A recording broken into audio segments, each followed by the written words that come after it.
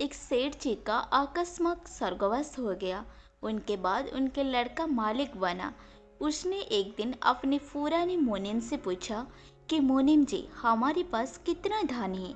मुनीम जी ने सोचा, अभी ये लड़का है, इसे क्या कहे और क्या ना कहे। मुनीम जी ने कहा, सेठ जी, आपके पास इतना धन है कि आपकी 13वीं पीढ़ी तक बैठे बैठे खा सकते हैं। इसे सुनकर सेठ जी का चेहरा उदास हो गया। सोचने लगे कि 13वीं पीढ़ी तक का तो सही है, लेकिन 14वीं पीढ़ी क्या खाएंगे। सेठ जी चिंतित रहने लगे, जिसके कारण उनकी भूख और नींद उड़ गई। तबीयत भी खराब होने लगी। वो हमेशा उदास रहने लगे। सेठ जी को उदास देखकर मुनीम जी ने पूछा, सेठ जी, एक उपाय करो।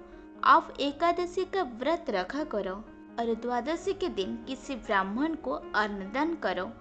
आपकी सब चिंताएं दूर हो जाएगी। सेठ जी ने ऐसा ही किया। 3 दिन बाद एकादशी थी।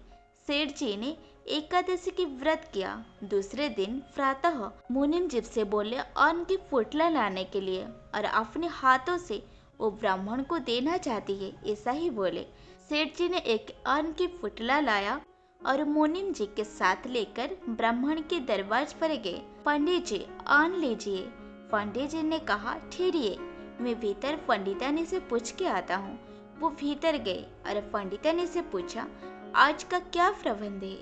ब्राह्मणी ने कहा, आज का अन्न आ गया है।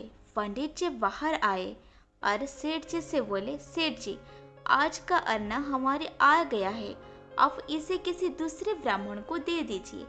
सेठ जी बोले, आज का आ गया है तो क्या हुआ, ये आपको कल काम देगा। ब्राह्मण देवता ने कहा, जिसने आज का प्रबंध किया है वही काल का भी करेगा। मैं काल के लिए आज से क्यों चिंतित रहूं? हम भविष्य की चिंता नहीं करते। ऐसा सुनते ही सेठ जी सोचने लगे, मुझे तो 14वीं पीढ़ी की चिंता है और इस ब्राह्मण को काल का भी चिंता नहीं।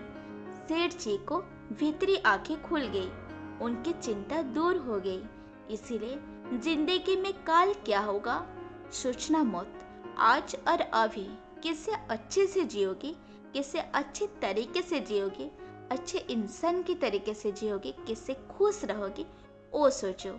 देखना तुम्हारा फ्यूचर उज्जवल होगा और फ्यूचर में बहुत कुछ कर पाओगे।